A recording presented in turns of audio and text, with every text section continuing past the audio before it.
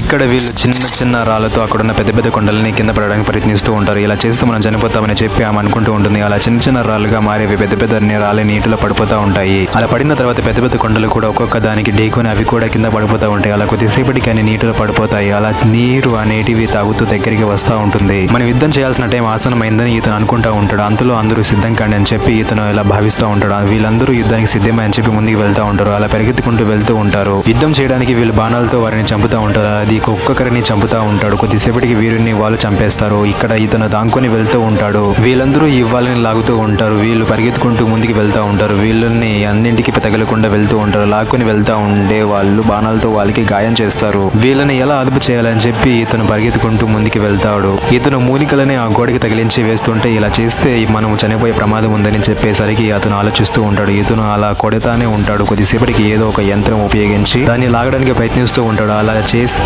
మనం చనిపోతామని చెప్పి ఇతను ఆలోచిస్తూ ఉంటాడు. జాగ్రత్తగా వినండి. వాళ్ళు కొద్దిసేపటికి తెల్ల గుర్రంతో శంఖం ఊదుతూ ఒక అతను వస్తాడు. తర్వాత ఏం జరిగిందో తెలుసుకోవాలంటే నెక్స్ట్ పార్ట్ అని టైప్ చేయండి.